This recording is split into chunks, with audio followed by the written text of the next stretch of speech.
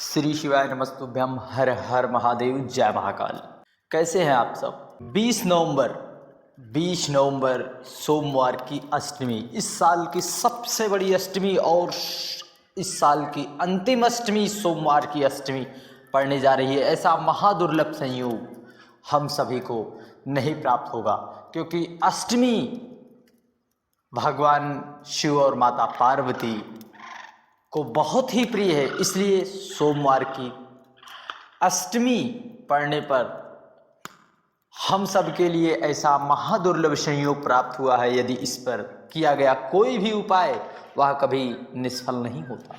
इसलिए पूज्य गुरु जी की हाल ही की चल रही कथा, एक गोपी गोपेश्वर शिव महापुराण कथा में पूज्य गुरु जी ने 5 बेलपत्र, 5 सफ़ेद पुष्प, 5 पीले चावल, पीला चावल आपको पता होगा कि कितना शुभ होता है। पीले चावल से उस उपाय को करना है, कब करना है, कैसे करना है, इसकी पूरी जानकारी वीडियो के अंत तक ज़रूर बने रहिए, ताकि साल की सबसे बड़ी अष्टमी है और अंतिम अष्टमी भी है। आप उपाय करके अधिक से अधिक लाभ अवश्य प्राप्त कर लें। इस पूरे वीडियो में 3 महाउपाय की चर्चा की जाएगी। आपको जो भी स्थान लगे उस उपाय को कर लीजिए। सोमवार की अष्टमी के ही सारे उपाय हैं, इसलिए आप निश्चित ही इस उपाय को करके अपने जीवन को आनंदमय, सुखमय बना सकते हैं। तो चलिए देरी न करते हुए शुरू करते हैं। सबसे पहले इस तरह से हमें 3 शमी के पत्ते लेना है। 3 शमी के पत्ते, 3 शमी के पत्ते, और आपको इस तरह से एक चावल का आखा दाना जो कहीं से खंडित ना हो, और इस तरह से आपको बहुत ही प्यारी प्यारी बेलपत्र लेना है जो कहीं से भी कटी फिटी बिल्कुल ना हो, कटी फिटी बिल्कुल ना हो। इस तरह से बेलपत्र ले लेना है। और हमें 1 कलश जल अपने घर से अवश्य ले जाएं। इस तरह से 1 कलश जल ले लें, फिर लेकर इसे पहुंच जाएं देवाधिदेव महादेव कुबेर भंडारी के मंदिर। वहाँ पर जाते समय श्री शिवाय नमस्तुभ्यम, ओम नमः शिवाय कहते हुए, यह पूज्य गुरु जी की हाल ही की कथा चल रही गोपी गोपेश्वर शिव महापुराण कथा में पूज्य गुरु जी ने बिल्कुल नया उपाय बताया है।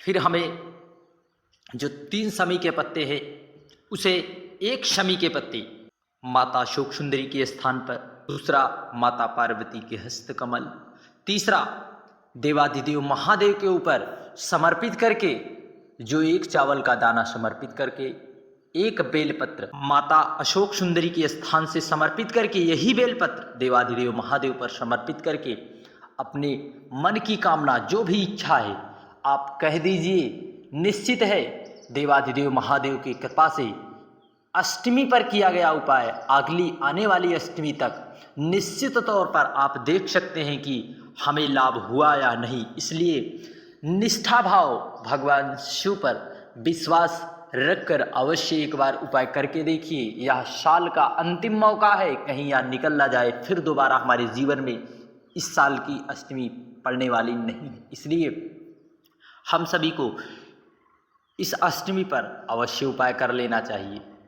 श्री शिवाय नमस्तुभ्यम। पढ़ते हैं अगले उपाय की ओर, जो कि पूज्य गुरु जी ने हमें बताया था। इस तरह से हमें लेना है 5 सफ़ेद पुष्प। कितने? 5 सफ़ेद पुष्प। इस उपाय को भूल कर भी आप लोग ना छोड़ें, इस उपाय को अवश्य कर लें। इस तरह से 5 पीले चावल, पीले चावल इसे कहते हैं, हल्दी से युक्त पीले चावल आप कर लें। फिर आपको 5 बेलपत्र लेना है। 5 बेलपत्र आप ले लें, इस प्रकार से 5 बेलपत्र, और इन सब को लेकर इस उपाय को सोमवार की अष्टमी पड़ने पर या माह की शिवरात्रि पड़ने पर कर सकते हैं, परंतु सोमवार की अष्टमी इस साल पड़ रही है।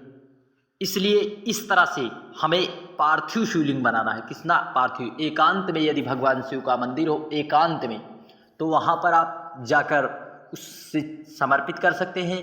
यदि ना हो तो आप हम सभी को कहीं पर एकांत में पार्थिव शिवलिंग बनाकर उसी पर सबसे पहले चाहो तो 5 सफ़ेद पुष्प समर्पित कर दो, 5 बेलपत्र एक एक करके श्री शिवाय नमस्तुभ्यम या ओम नमः शिवाय कहते हुए समर्पित करना है।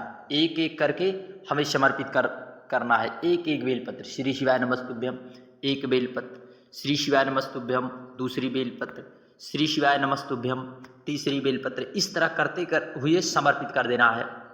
माता अशोक सुंदरी के स्थान पर भी समर्पित करके फिर 5 पीले चावल समर्पित करके, यदि आप पार्थिव शिवलिंग एकांत में बना कर रहे हैं तो आप थोड़ी देर बाद उसे आप विसर्जित भी कर सकते हैं, परंतु ध्यान रहे जब आप समर्पित करके प्रार्थना कर लें, यदि इस उपाय को आप कब कर सकते हैं, सर पर कर्जा बहुत लद गया हो, सर पर कर्जे का भार टूट ना रहा हो, जीवन में धन की समस्या आती चली जा रही हो, कोई उपाय ना सूझ रहा हो, तो एक बार सोमवार की अष्टमी या माह की शिवरात्रि पड़ने पर आप करके देखिए। निश्चित है देवादिदेव महादेव की कृपा और करुणा आप पर जरूर बरसेगी। कोई कर्जा लेकर चला गया हो, दे ही ना रहा हो, भी आप इस उपाय को एक बार करके देखिए। धन संपदा की समस्या चल रही हो, जीवन में कोई भी परेशानी चल रही हो, एक बार इस उपाय को जरूर करके देखिए। 5 बेलपत्र, 5 सफ़ेद पुष्प, 5 चावल वाला।